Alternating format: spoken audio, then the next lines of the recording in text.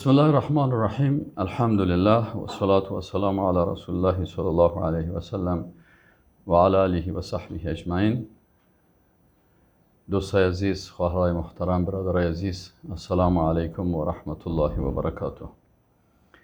درس دوم ان شاء الله تعالی شروع میکنیم. در درس دوم کلید اول اعتقادی هست که ما شما در درس گذشته 14 کلید اعتقادی را مفصلا خواندیم. طبعا کلید اول که است معرفی الله سبحانه و تعالی در 6 بخش است. الحمد لله رب العالمین و الصلاة و السلام علی رسول الله صلی الله علیه و سلم و علی آله و صحبه اجمعین و اشهد ان لا اله الا الله و ان محمدا عبده و رسوله.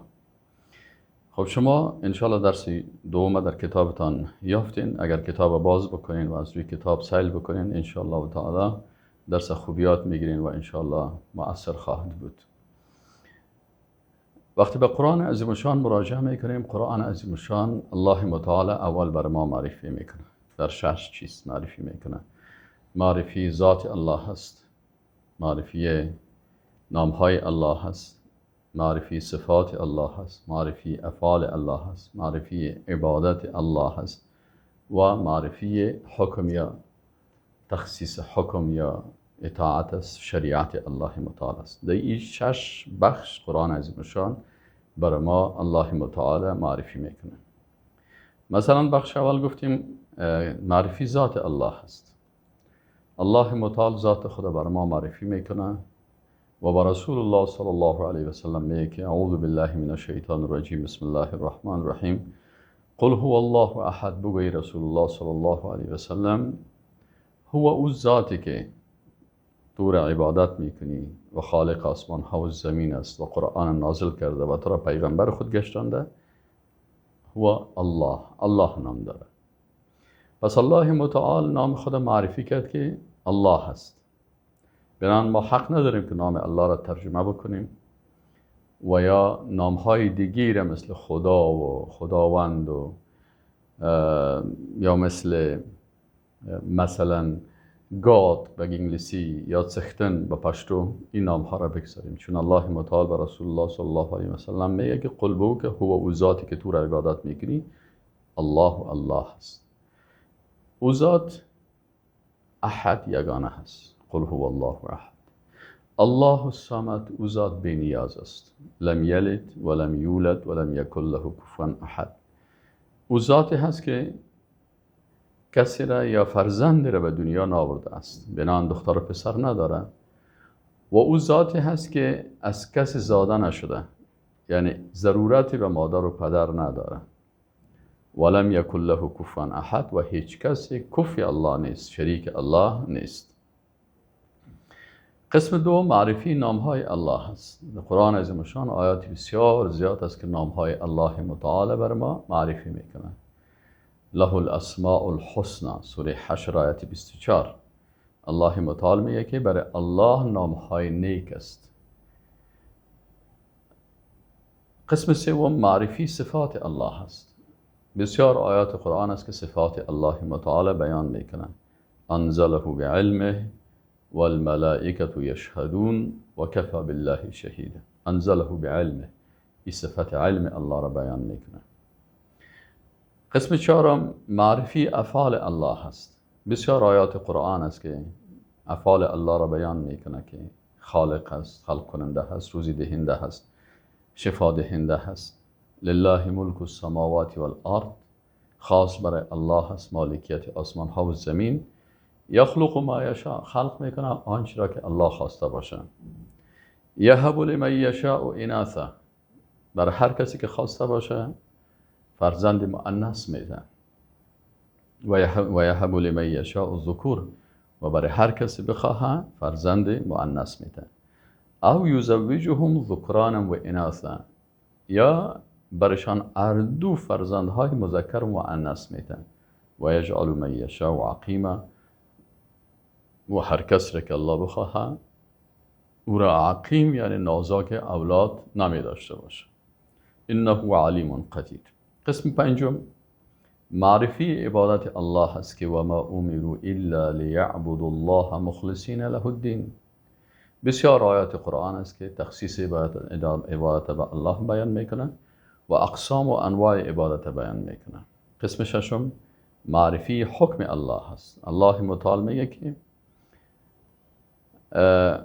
ذالکم حکم الله، ذالکم حکم الله، این حکم الله هست. در سوره ممتحنه یحکم بینکم، الله حکم میکنه در بین شما. والله یقینا الله متعال کس علیم بسیار عالم است و حکیم حاکم با حکمت است. این 6 بخش که الله متعال خود معرفی کرد این در قرآن عظیم شان است که سر از این انشاءالله سر هر کدامش تفصیلی بحث خواد کردیم با آیاتی که در این راستا هست انشاءالله به طور مثال ذکر خواد کردیم. چون ما و شما این تفسیری که ما و شما سرش بحث میکنیم تفسیر اصلش تفسیر موضوعی اعتقادی هست و این 14 کلید به اساس از این است که قرآن کلش درباره توحید است، توحید الله را بیان میکنه. بناهن این 6 قسم در قرآن عظیم شان، این 6 بخش بیان شده. ذات الله معرفی شده، صفات الله معرفی شده، نامهای الله معرفی شده، افعال الله معرفی شده، عبادت الله معرفی شده و حکم الله متعال یا شریعت الله متعال معرفی شده. حالا این علمای عقیده تقسیم بندی میکنن به خاطر آسان ساختن درس و یا برای دقیق فهمیدن موضوع. علمای عقیده سرازی بحثایی کردن. بعض علما میگن که اقسام توحید 2 قسم است و ما و شما بعضی علما میگن که 3 قسم است و بعضی علمای دیگه میگن 4 قسم است. اصلا اینمی 6 بخش است که 6 قسم میشن، ولی علما اینا میگن که 2 قسم است.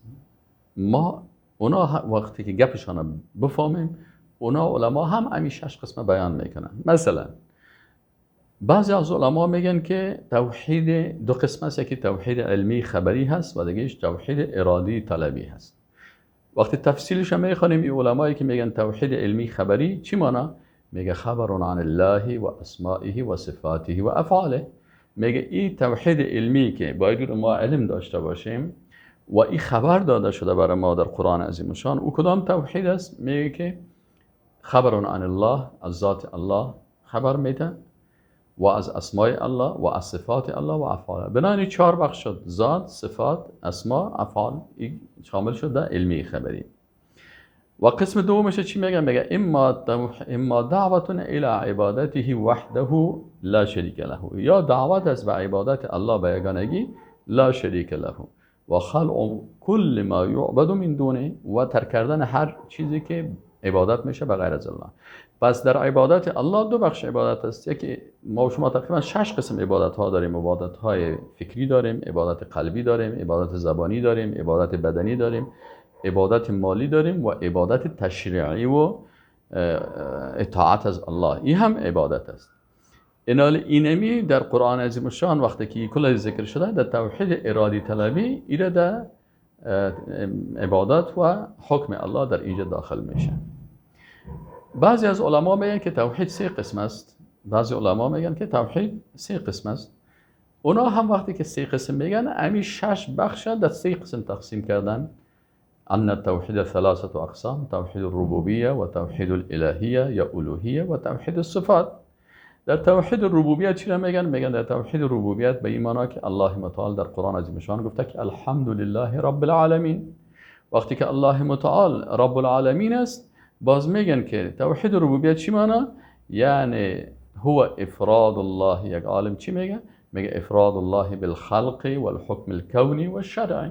پس در توحید الربوبیت کدام توحید داخل میکنه؟ اول توحید به خلق کردن، یعنی توحید افعال بیان میکنه و چی؟ والحکم الکونی و شرعی، و حکم کونی و یعنی حکم تکوینی، یعنی حکم الله در تمام کائنات، در تقدیر و در لوح و در قلم و در آسمان ها و در زمین و در کوه ها و دریاها و در این دنیا و در آخرت و در جنت، در کل از حکم تکوینی الله هست. بنابراین میگه که اینمی حکم تکوینی که است این مربوط میشه به توحید ربوبیت. فیکون هذا التوحید مشتملا على 3 على ارکان الثلاثه میگه این توحید که شامل 3 رکن میشه: افراد الله بالخلق و نفی وجود خالق غیر الله سبحانه و تعالی. نفی وجود خالق بغیر از الله یعنی یگانگی الله در خلق کردن، در توحید افعال. افراد الله بالحکم الکونی، یگانگی الله در حکم کونی یعنی در کائنات حکم الله هست.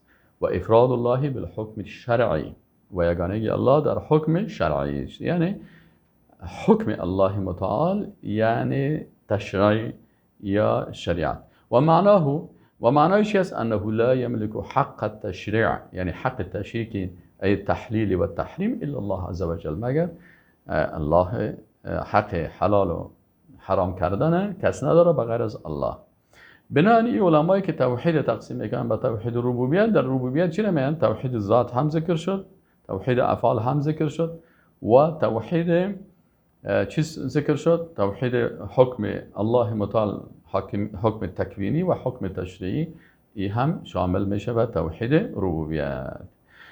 قسم دوم میگن توحید الوهیت است و الوهیت میگن از کلمه اله گرفته شده و اله به معنای معبود است و آلهه جمع اله که اینا معبودای خدا بود پرستا چی میگفتن؟ آلهه میگفتن. الله متعال میگه واتخذوا من دون الله آلهه، اینا بغیر از الله آلهه را گرفتن یعنی معبودان گرفتن، که باز ما و شما میخوانیم که لا اله الا الله، نیست هیچ معبودی به حق الا الله بغیر از الله متعال. قسم سوم توحید اسماء و صفات است. توحید اسماء و صفات میگه چی هست؟ میگه هو اثبات ما اثبت الله لنفسه، اثبات کردن آنچه که الله برای خود او را اثبات کرده. یعنی بسیار آیات قرآن است که الله متعال اسماء و صفات به خود نسبت کرده، ثابت کرده. پس توحید اسماء و صفاتی است که ما اون اسماء و صفاتی که الله به ذات ذوالجلال خود اثبات کرده او را ما اثبات بکنیم، قبول بکنیم. و اثبته له رسوله صلی الله علیه و سلم، یا رسول الله صلی الله علیه و سلم برش اثبات کرده در احادیث است. و نفی ما نفی الله عن نفسه، و ما نفی بکنیم اون چیزی را که الله از ذات خود نفی کرده، یعنی اون اسماء و صفات را که الله نفی کرده، لا تأخذه سنة ولا نوم، مثلا نفی کرده، این ما نفی بکنیم. و نفاه عنه رسوله صلی الله علیه و سلم، یا او را نفی کرده رسولش من الاسماء و صفات، از اسماء و صفات. والاقرار لله تعالی بمعانیها الصحیحه، و اقرار بکنی به معناهای صحیح و دلالاتها و دلالت ازمی اسماء و صفات، باید به معنا و دلالتش به این هم اقرار بکنی، اتنشک او را تعویل بکنی یا تعطیل بکنی یا مثلا او را قبول نکنی. نه باید به کل ازی چی شوه؟ به این اقرار بکنی. و استشعار آثارها و مقتضیاتها فی الخلق، و آثار ازیره و آنچه که ازی صفات آثارش در مخلوقات است، ایره هم باید انسان احساس بکنه. مثلا میفهمیم که الله ذات رحمان الرحیم است، رحمان است، من چه قسمی را احساس بکنم در وجود خود که الله ذات رحمان است؟ یعنی نعمتها را برای بنده‌های خود به اندازه زیاد میده. چشم برای ما کی داده؟ ذات رحمان داده. گوش برای ما کی داده؟ ذات رحمان داده. این صدا را کی برای ما داده؟ ذات رحمان داده. اگر این نعمت را الله نمیداد، من ندیده میتونستم، نه گوش کرده میتونستم، نه چیز. یک جاهل، یک از عقل کی برای ما الله داده، یک دیوانه میبودم. لکن کل این نعمت ها را برای ما کی داده؟